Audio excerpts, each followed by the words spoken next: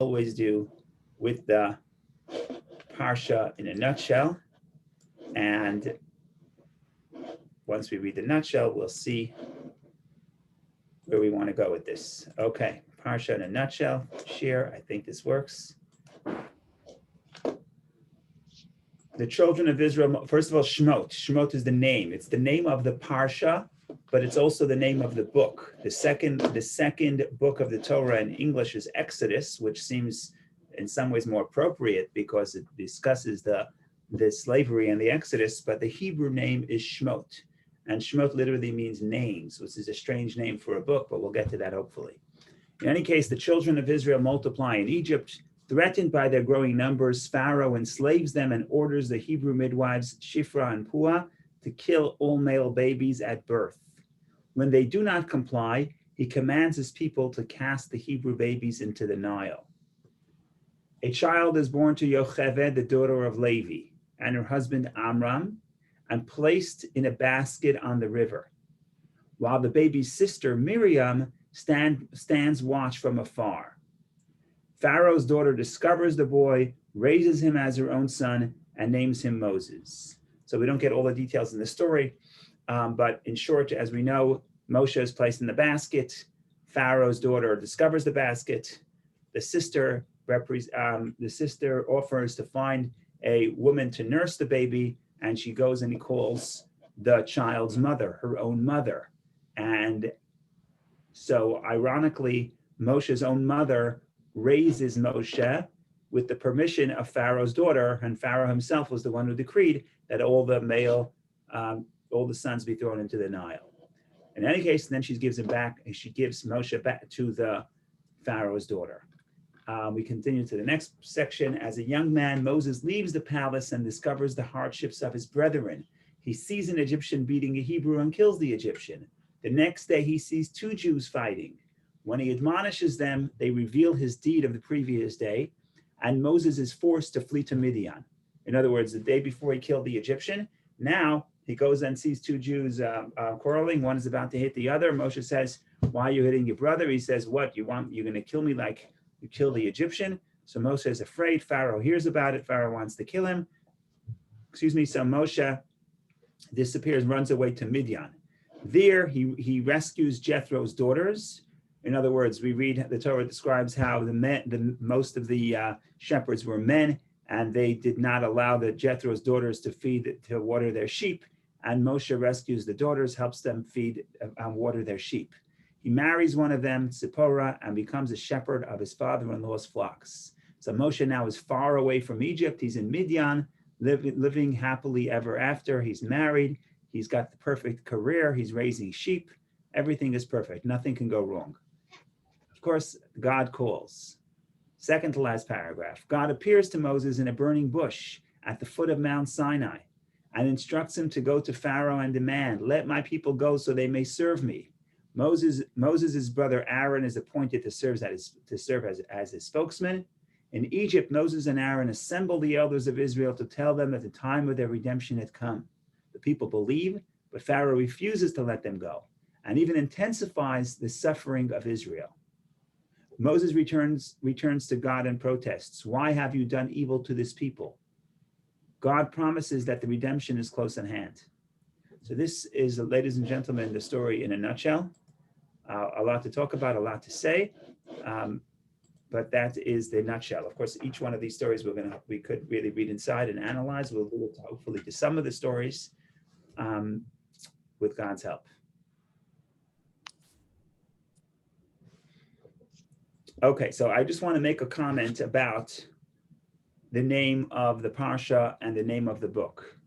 Just because we're starting something new, we're starting a new book, let's talk about the name for a minute. If you ask me, I think the name Exodus is a better name, right? The name Exodus highlights the drama. There's going to be excitement here. There's going to be slavery. There's going to be Exodus. It's an inspiring name. To name a book names is a strange name. Why do we name it names? Because the opening of the book says these are the names of the children of Israel that come to Egypt, and it names the names of the sons of Jacob. Okay, fine.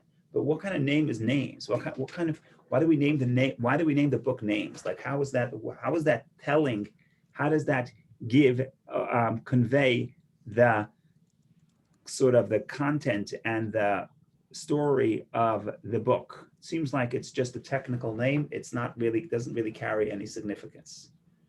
However, in truth, the reality is that the word name is actually very significant and very critical to understand what's happening in this book.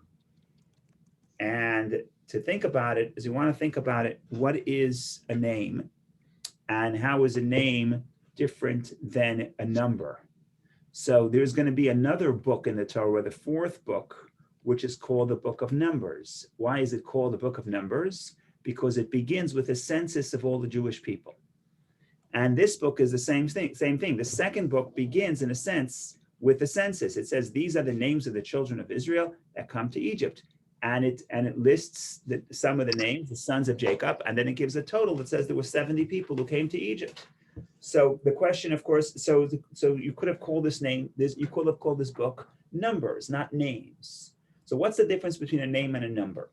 When you say a number, what you're really doing is you're not focusing on the individuality of every thing or object or person being counted.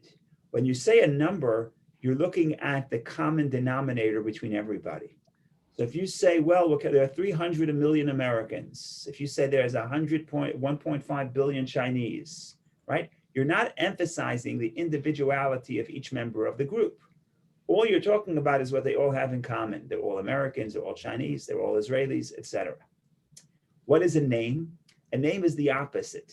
A name gives dignity to every individual. You have an individual name and we refer to you by your name because we're talking to you specifically and specifically to you. So name as opposed to number highlights the significance of the individual. Okay, bearing that in mind, what really happens in this second book? In the second book, we move from being a family to being a people. In the first book of the Torah in Genesis, it's all a family, it's a small family. Abraham has a few children, Isaac has a few children. Amongst the children, only one is selected. Okay, Jacob has a few children, it's still a family. And when we transition to the second book, all of a sudden we become a people. When do we become a people in Egypt? It's interesting, we can talk about it, but the first one to refer to the Jewish people as an Am, as a nation, is Pharaoh, right? We become a people in Egypt. There's a verse in the prophet Ezekiel who says that we were born in Egypt. In other words, Egypt is like our birthplace because that's where we became a people. Now, what's the danger of becoming a people? What's the danger of being a member of a people? The danger is that I feel that I don't count. I don't really matter. I'm just an individual. And if I'm just an individual, then my story or my choices or my life is not significant to the collective. I'm only part of the collective. That's my value. So at the beginning, when we're just about to start the second book and say, okay, now we're introducing a new concept. We're no longer a family. We're not only a family, we're also a people. We grow into a people. So it's critical to emphasize that we're a people, but the way we understand peoplehood is different than perhaps other cultures. We understand people as a collection of individuals where every person has dignity, has purpose, has their own way of serving God and is significant.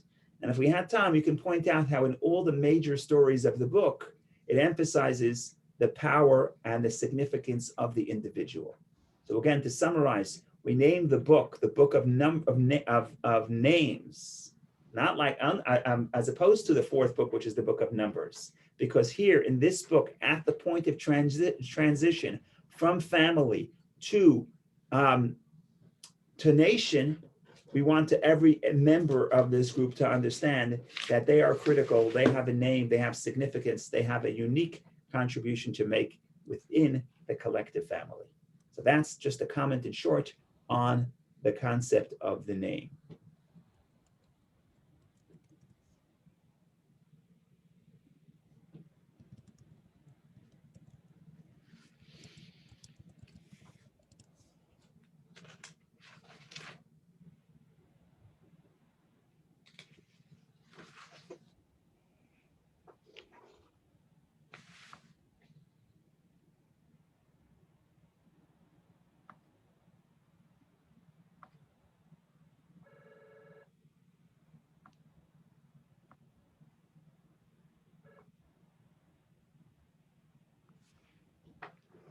Okay, so we want to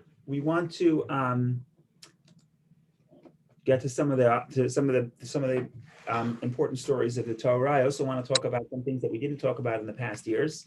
But first, I want to just make a quick comment about how does slavery begins, and how does Pharaoh convince his people to enslave the Jews. So I just want to point out there's one very interesting verse.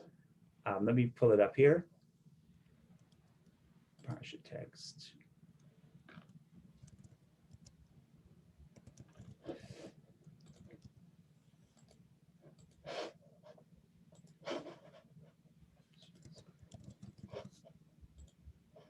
Okay, so this verse, this is the opening chapter of the book, Exodus chapter 1, verse 1. These are the names of the sons of Israel who came to Egypt with Jacob. Each man and his household came. We listed 12 sons. Verse 5, we see, now all the descendants from Jacob were 70 souls, and Joseph was in Egypt. Now Joseph died, as well as all his brothers and all that generation. Children of Israel were fruitful and swarmed and increased and became very, very strong, and the land became filled with them. Okay, now we have verse 8, which is interesting.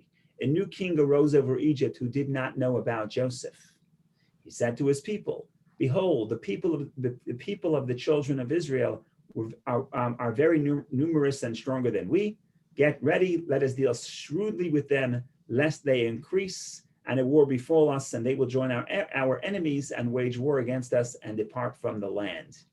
So they appointed over them tax collectors to afflict them with the burdens, and they built store cities for Pharaoh, namely Pithom and Ramses. Okay, so there's a lot to talk about, but I don't want to get too involved in the slavery.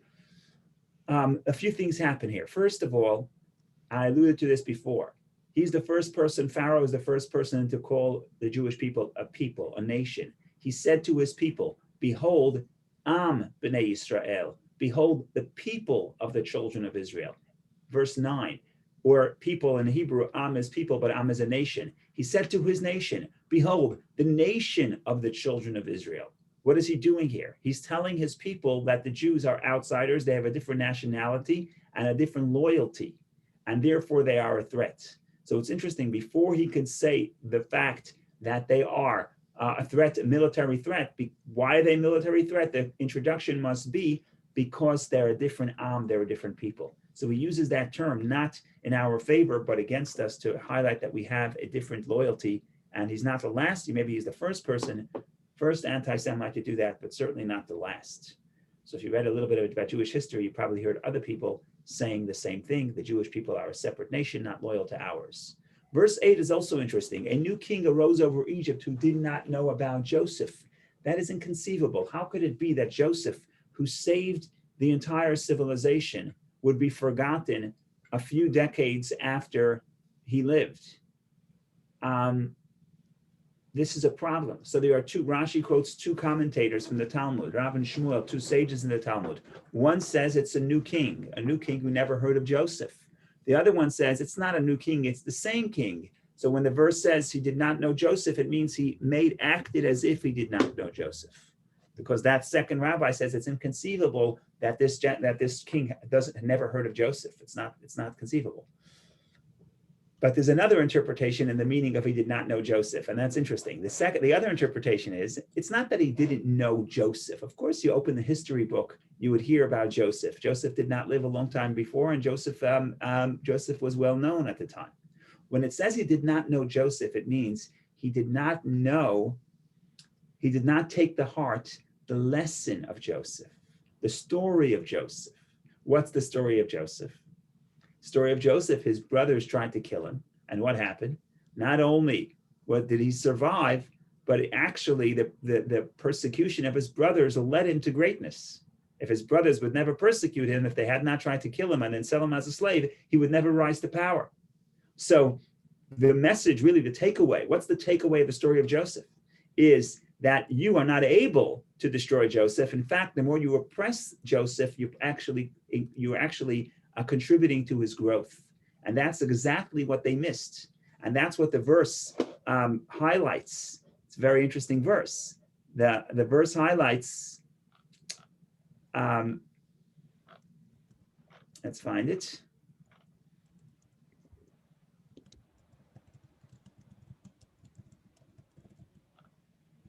Verse 12, a beautiful verse. But as much as they would afflict them, so did they multiply, and so did they gain strength.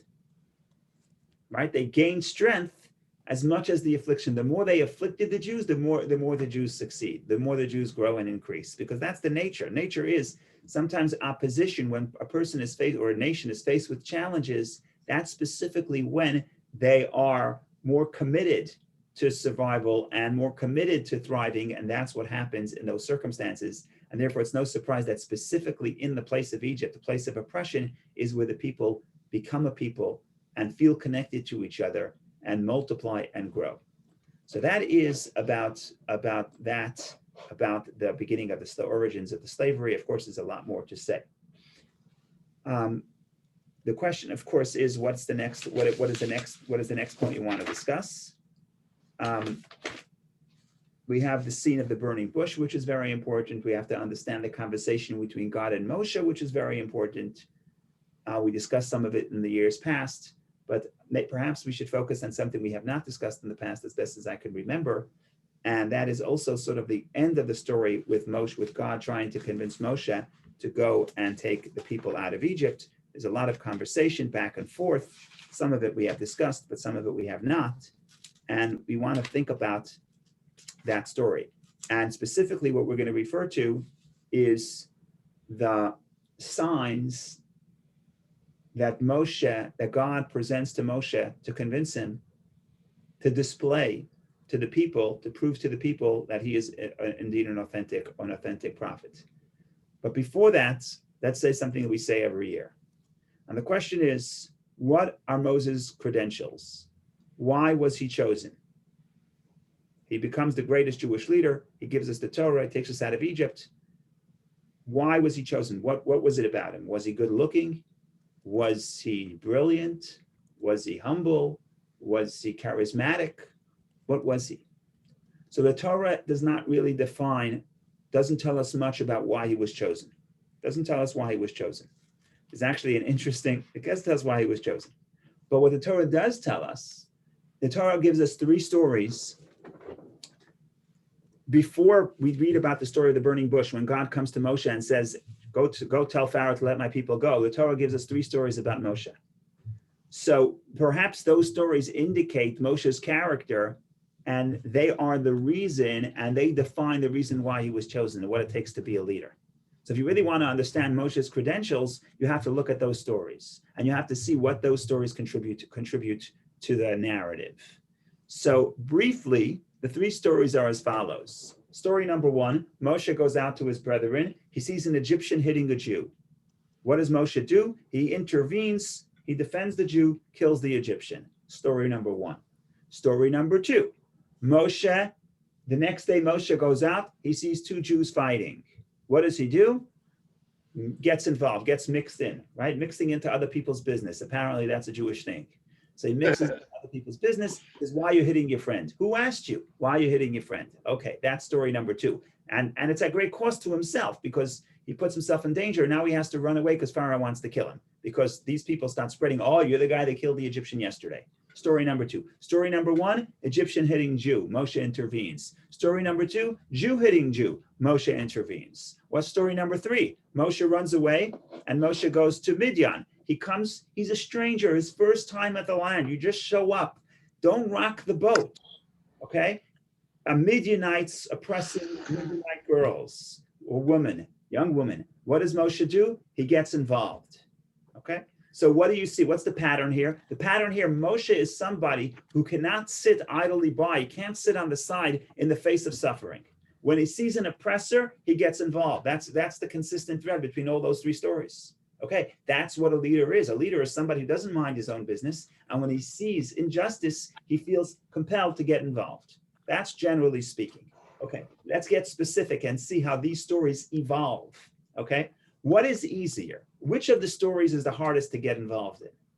So if you think about it, the first story is relatively easy, because the way we are wired to protect our group in the face of an external threat. So if somebody outside my group attacks someone in my group, it's natural that I want to defend a member of my group from somebody else. That's the first story. That's Moshe is protecting a Jew from an Egyptian. Okay, that's impressive, but still natural. Okay, it becomes harder to get involved when two people of your own group are fighting. That's what happens. If someone else comes and attacks the Jewish community, oh, everyone's going to speak up. If two Jews are fighting, nobody cares. What's the news? There's always fighting, right? So in other words, you don't have the element of the threat of an outsider to motivate you. So the second story, the fact that Moshe gets involved with the second story is actually more impressive than the first, because it's easier to look the other way. There's no external threat. There's two members of my group. I don't care who wins.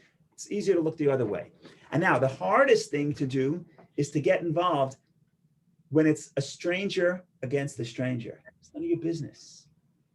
You're not even protecting anybody in your group, right? So number one is an outsider against a member of your group. That's story number one. That's relatively easy. Number two is harder. You're getting involved between two members of your group. Number three, you're getting involved between two members that are not in your group. So why are you getting involved? Why are you asking for trouble? If Moshe is able to pass all those three tests, and those three tests, in other words, get harder gradually, that means Moshe is the one who's able to represent the Jewish leader, somebody who's concerned and empathetic to other people's suffering. And perhaps that's Moshe's credentials. How do I know? Because that's all the Torah tells us about him. It doesn't tell us what his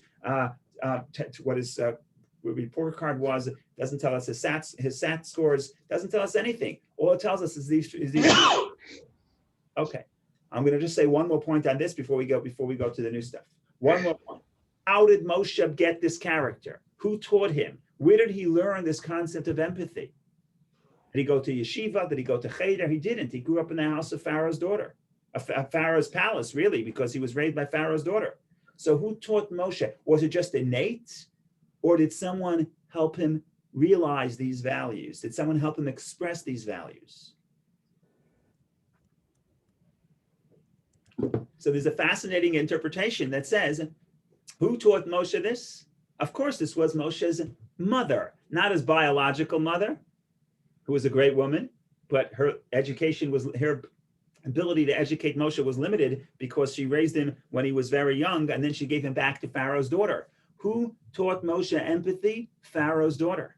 What's the story of Pharaoh's daughter? She comes to the Nile. She hears a baby crying. She takes out the baby. She says, this must be a Hebrew child. And she raises him really in defiance of her father's commandments. That's the story of empathy. Now, what's more interesting is the name she gives him. So let's open up the verse. We'll look quickly. Open up the verse. I'll pull it up here, and we'll see what she names him and why she names him, and we'll see the great significance of these verses. So we are in the second reading. Let me pull this up here. Whoops. Share screen.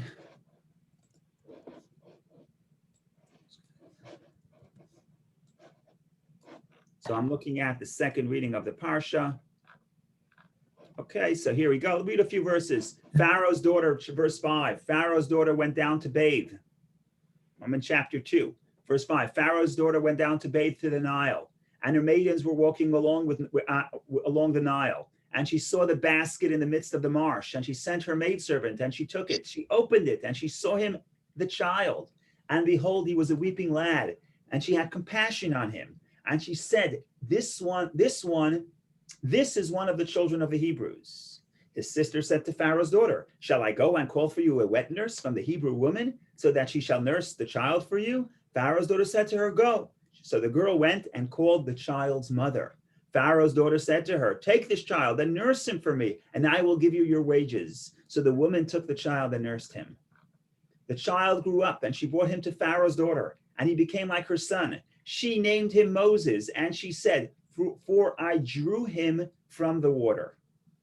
Moshe literally comes from the word mishitihu, I draw him. In the Hebrew, mishitihu, I draw him, has the same letters and the same root as Moshe. Okay, what a beautiful name. The problem is, if you start getting into the details, the name does not really fit fully, because mishitihu means I drew him. If that's the theme of what she wants to say, she should call him not Moshe, but Mashui. He has been drawn from the river. That would be the appropriate name. She says, I'm calling you Moshe because I drew you from the river. So what should the name be? The name should be Mashui. But instead it's Moshe. What's the explanation? So some of the commentaries say, don't get all bent out of shape. It's a great biblical commentary, the Ibn Ezra. It doesn't matter. The form doesn't matter. Moshe, Mashui, it doesn't matter as long as the name captures the general meaning, the root word. That's the Ibn Ezra. But then there's other commentaries, and they say, no, we missed the point. She tells him, I drew you from the river, but I'm not going to name you the one who was drawn. That's beside the point. What I'm going to name you is Moshe, the one who draws others. Okay? So what she keeps telling him by calling him his name, you were drawn out of the river. Therefore what? Draw others. That's the message of the name. It's very subtle, but it's powerful. She's not telling him a story. Wow, she's not praising him herself. I'm naming you, so I should remember that you were drawn from the river. No, you remember you were drawn from the river. Therefore, Moshe, your task in life is to draw others. Your task in life is to stand up for the weak, just like I stood up to protect you. Now, if that's his name, then we know that she must have told him the story many times. I know my mother. She keeps telling the same stories. She tells us how we were born and what happened and who we're named after. And we all know the stories all by heart. Why? Because when you name someone, you don't just give them the name once. You keep telling them the story. And that's the story that he hears growing up in Pharaoh's house. He hears, I drew you from the river, and therefore you're Moshe. Therefore your task is to go and drew others out of the water. So that change in grammar is not a mistake. Ibn Ezra says it's not significant. Moshe, Mashui, same thing. But later commentaries say, no, it's very significant. This is what makes Moshe the man he becomes. What is the man he becomes? The man who cannot stand by when someone's oppressed, regardless if it's the oppressor from outside to oppressing my group, or a person within my group oppressing someone in my group, or even the hardest, two separate people on the other side in a different culture. I just show up. It's not my culture. What do I care what happens here? It's not my job to educate other cultures. No, if you're Moshe, if you understand that you were drawn from the river and therefore you have to save others, then you're going to stop and help the Midianite girls. And then maybe you'll get a good shidduch also. Maybe you'll get a good match as what happened to Moshe. So that's the story in short for a section. Now we can get down to the details. Okay.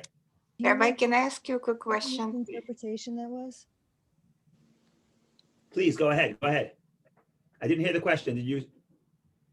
I think somebody else is asking too. No, you're asking. Go ahead. Go ahead. Okay. I have a question about Pharaoh's daughter. So apparently, yes, she managed to pass down to Moshe her compassion and care for other people. And the fact that Moshe's own mother was next to her also probably contributed. Exactly. But how come she growing up in Pharaoh's palace and being a daughter of such cruel dictator grew up to be compassionate? Is there any commentaries on that? I don't know. I could think if I have to make stuff up, I can make it up. But my comment is not going to be better than yours. It's just I have no indication for this. The Torah doesn't tell us. But I'll tell you what I think. Often the people closest to power see the corruption, right? And we're going to talk about it later. I'm not sure how people even in that terrible society of Egypt, I'm not sure people understood how corrupt Pharaoh was. And I'm going to try to make that point in the next half hour. But the person who's closest to Pharaoh understands the corruption and therefore is disillusioned. And this reminds me that, if I'm not mistaken, if I have my facts correct, I think Stalin's daughter ran away and came to the West. Okay? You're correct. I think. Am I wrong? Am I right? Am I wrong? You're correct, Rabbi. Okay, so I don't know about Stalin or his daughter. I don't know what I don't know. I don't want to get into territory that I don't understand. But I'm saying it's not inconceivable that while all the Soviet propaganda was saying Stalin is the greatest guy, his own daughter says he's overrated, right? Why? Because she knows him. So I'm not sure that I think that it's possible that the rest of Egypt held Pharaoh in higher esteem than his own daughter. All right, who knows me best? Maybe my wife, maybe my daughter. My daughter knows me plenty. So yeah, that's a very solid explanation, because the daughter probably felt it herself very well. Could be. Yeah, that's a good point. Experienced that firsthand. Rabbi, generated resistance. Yeah, that's good. One thing I never understood about the name, the Pharaoh's daughter naming him Moshe.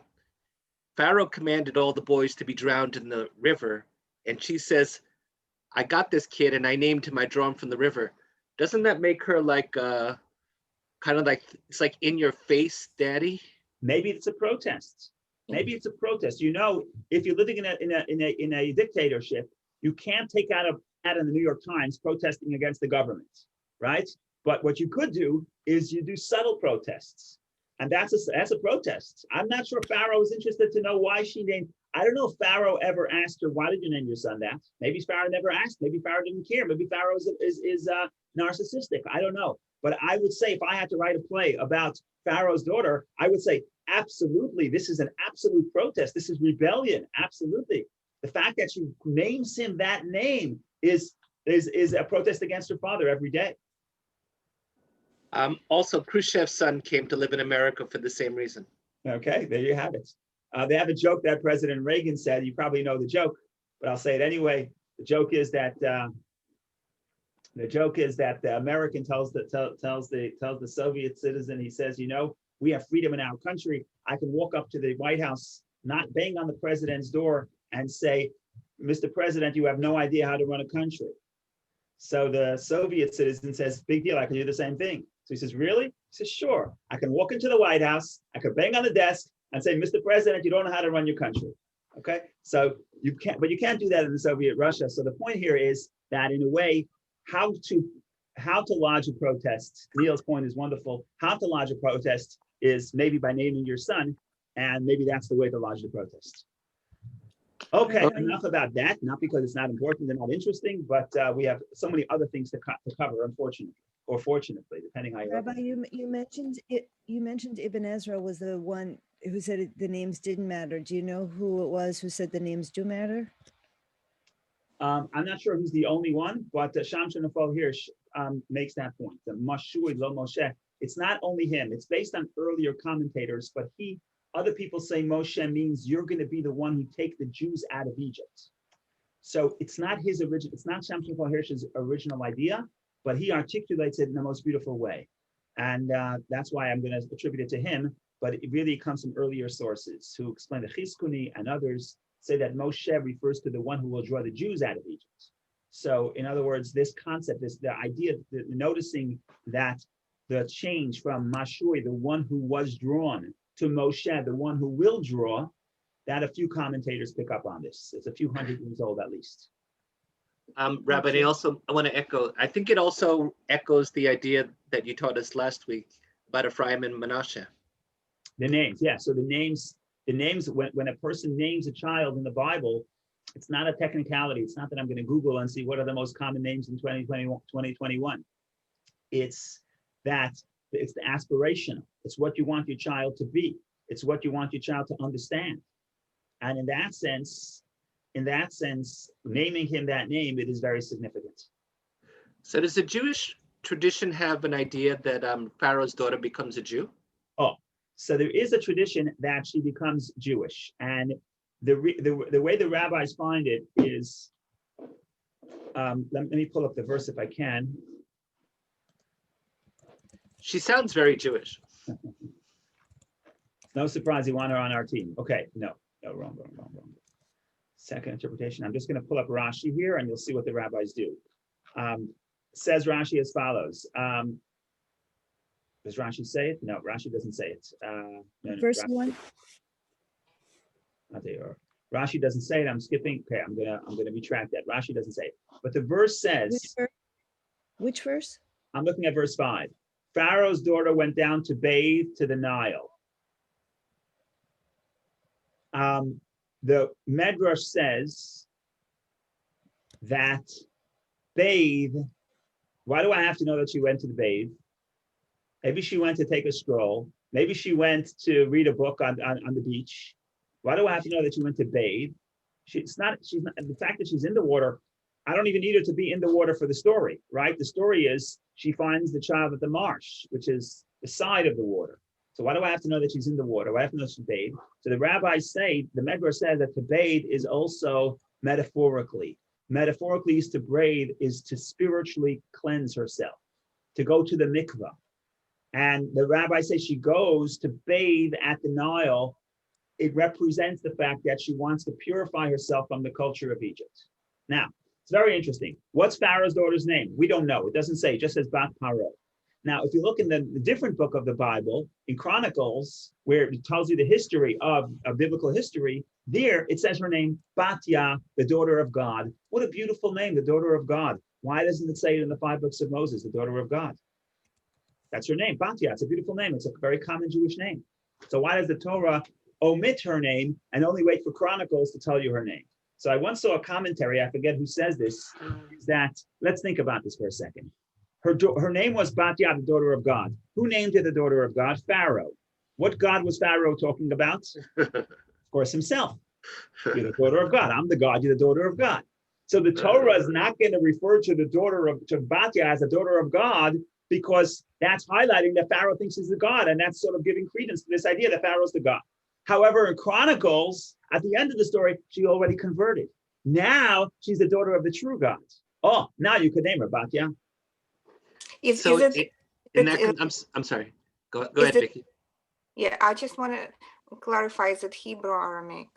So it's Hebrew. The question is, what does it mean? It was the Arab, I don't want to get into this right now, but also Moshe. Is Moshe a Hebrew name and is it an Egyptian name? Did she name him the equivalent of Moshe in Egyptian? When you have Batya, does it mean that they gave her an Egyptian name and we're translating it into Hebrew? That's another whole discussion. If I go there, it will take us 18 minutes and we won't have time for anything else. But you're sensitive to that question. It's an important question. So does Judaism have a tradition that she went out of Egypt with the Jewish people? That I don't know. I have to look into that. I have to see if I don't remember. That I don't know. What happened to her, what became of her, I don't know. I don't remember. Okay, so we want to go a little further and talk about things, other things that we have not spoken about in the past, I don't think. For that, we want to move forward to the story of the burning bush, which is not a short story.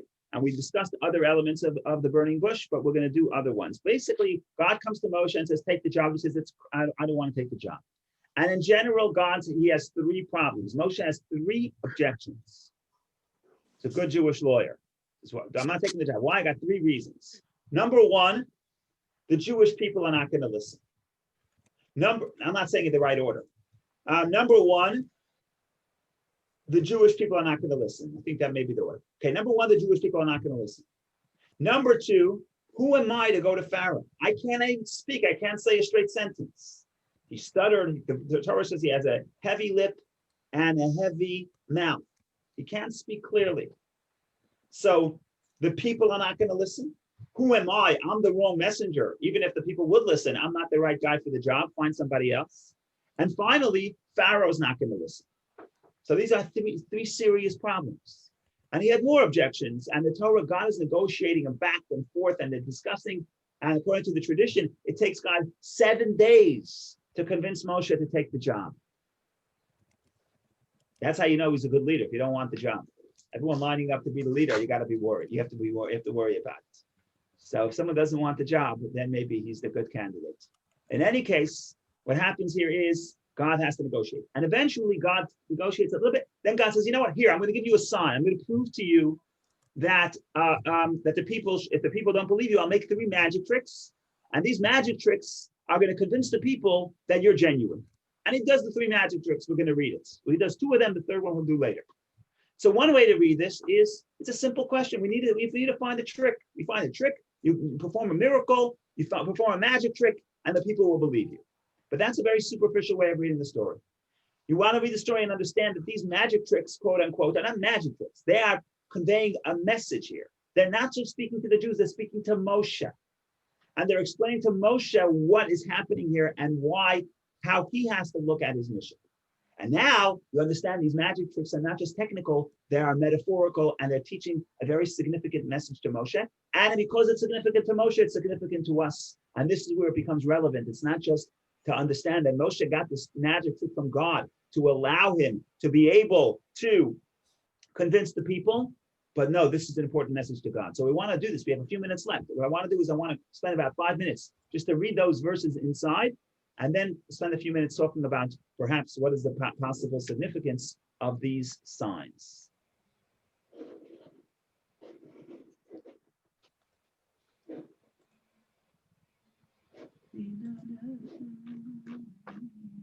Which reading is it?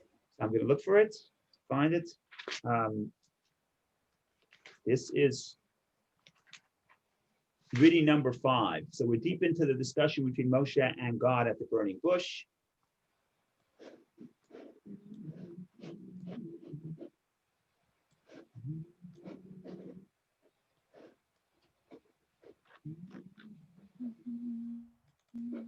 Okay, let's see what's happening here. Okay, Exodus chapter 4, verse 1. Moses answered and said, behold, they will not believe me, and they will not heed my voice, but they will say, the Lord has not appeared to you. Okay, fair enough. People are not going to believe. So what does God say? And he said, cast it to the ground. No, I'm sorry, verse 2. And the Lord said to him, what is this in your hand? And he said, a staff. Verse 3. And he said, God says, cast it to the ground. And he cast it to the ground, and it became a serpent, and Moses fled from before it. Verse 4, and the Lord said to Moses, stretch forth your hand and take hold of its tail. So Moses stretches forth his hand and grasped it, and it became a staff in his hands. What a wonderful magic trick. You have your staff, you throw it on the floor, becomes a snake, you grab it by the tail. By the way, don't try this at home. If you're ever going to grab the snake, where do you grab the snake from? Of course, the head. You don't grab the snake from the tail. That's the most dangerous place because then its head is free to get you. So God says, grab the tail. Moshe grabs the tail. Boom, bingo, it becomes a staff. What a wonderful trick. Everybody's obviously going to believe you. Okay, but one trick is not enough. We got another trick.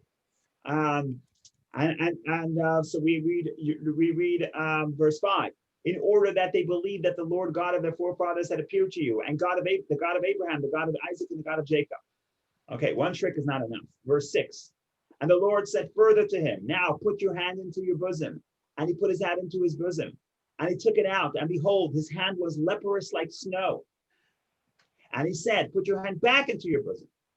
And he put his hand back into his bosom. And when he took it out of his bosom, it had become again like the rest of his flesh. In other words, like healthy flesh. Whoa, wonderful.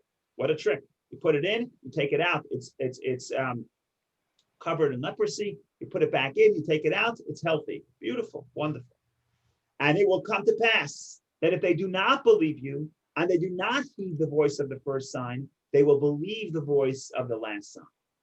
And it will come to pass if they do not believe either of these two signs and they do not heed your voice, you shall take of the water of the Nile and spill it upon the dry land.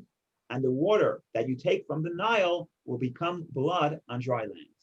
So it's interesting. We don't want to get into these details, but the first two signs Moshe does on the spot. The third one, he does not do. He said, you're going to do this before Pharaoh.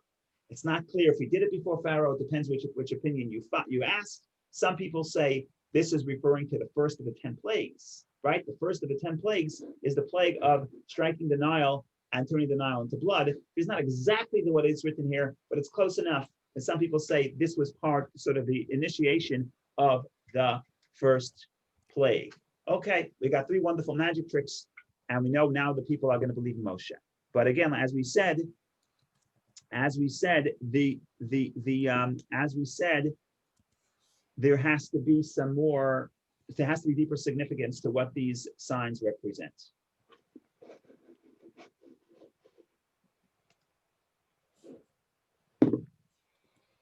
So one theory is as follows.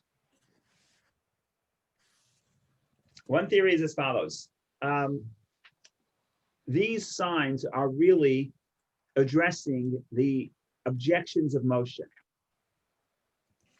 And all those 3 objections that we mentioned before. The first sign addresses the fact the Jewish people are not going to listen to me. That's in fact what happens. So Moshe says, the Jewish people are not going to listen to me. So God says, okay, take your staff and throw it onto the floor.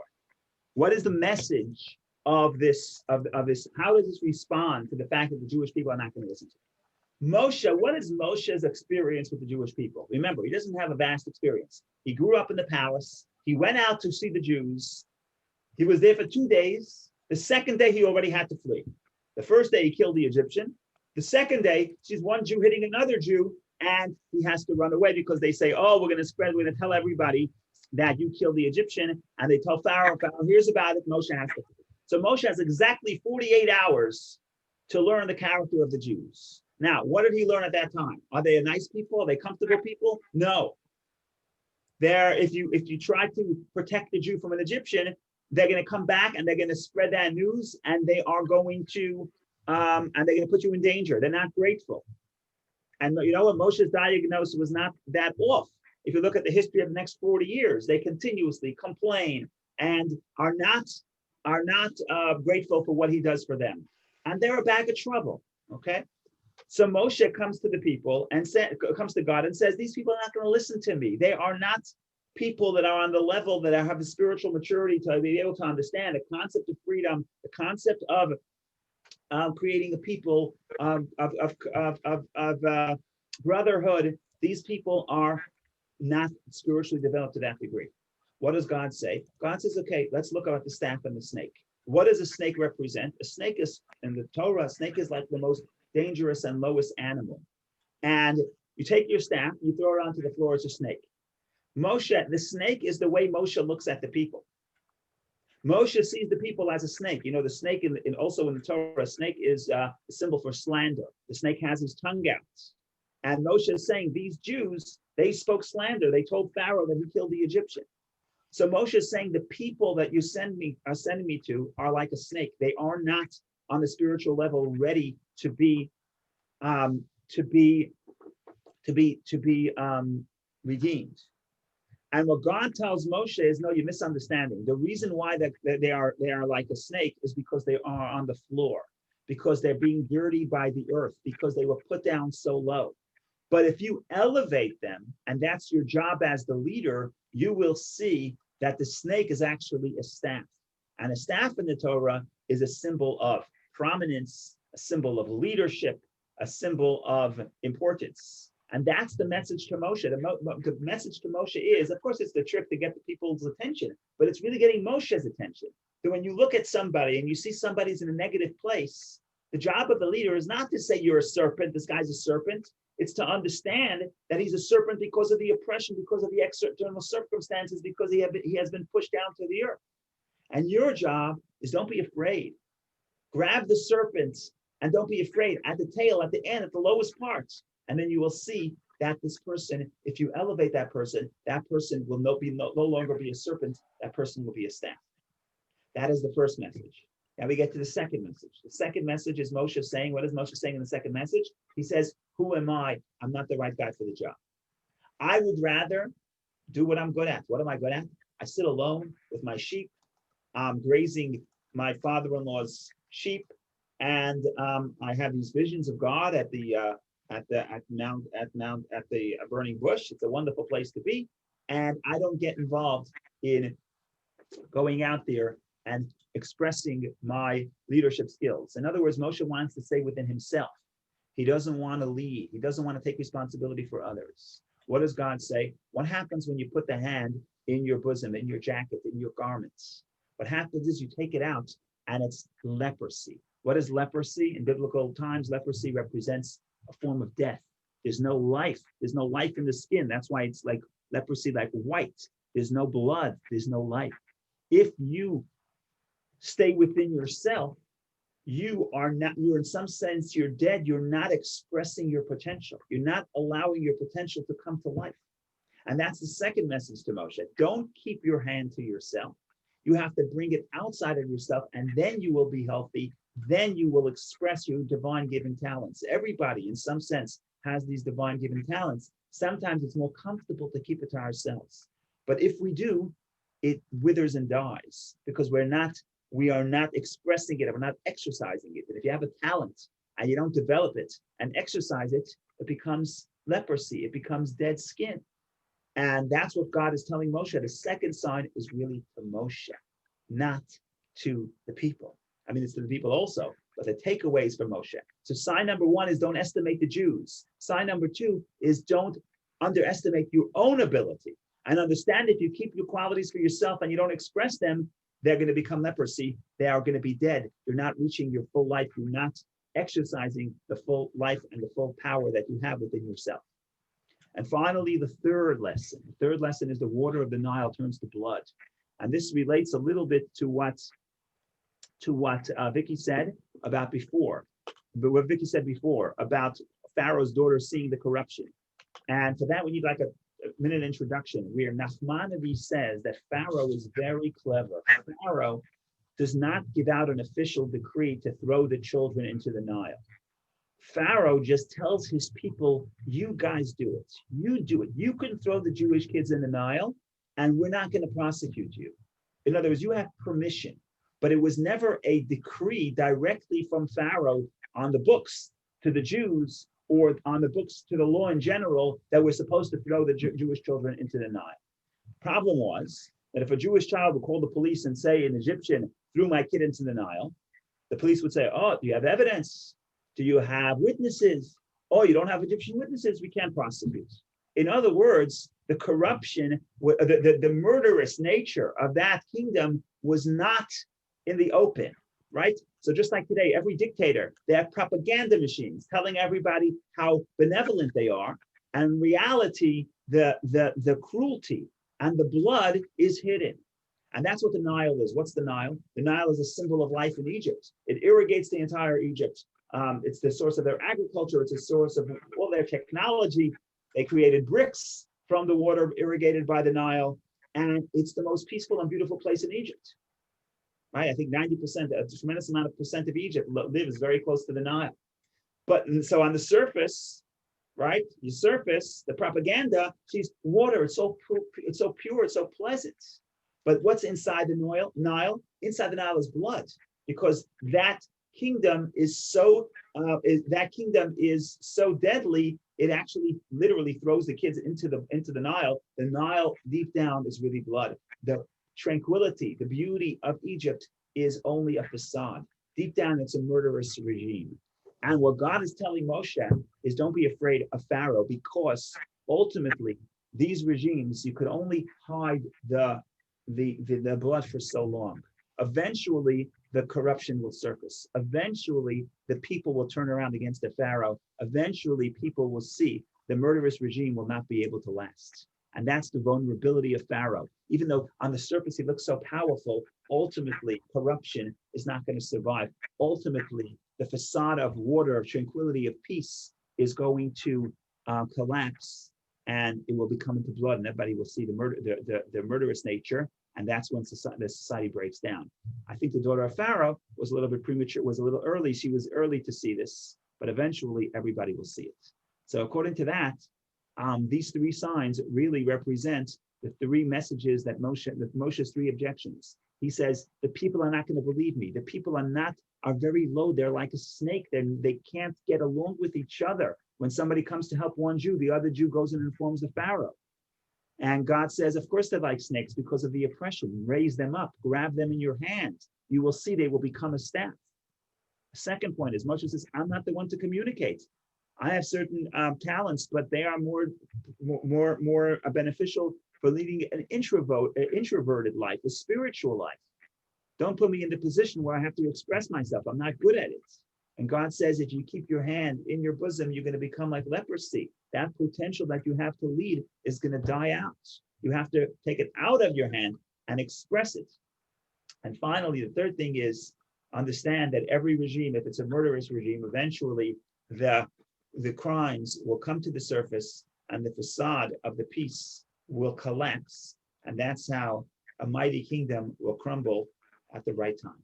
So this is the story in short. A lot more to say. Come back next year at this time, and God willing, in good health, it will continue this story. In the meantime, if you don't want to wait till next year, come back next week, and we continue the journey through the book of the Exodus. The good news is that next week the turnaround begins. We already start reading about the 10 plagues, and things start looking a little bit more bright. Thank you for joining, and have a wonderful day. Thank you, Rabbi. Thank you. Thank Thank you. you. Bye-bye. Thank you, Thank you, Rabbi Rabbi. Yeshua. Thank you.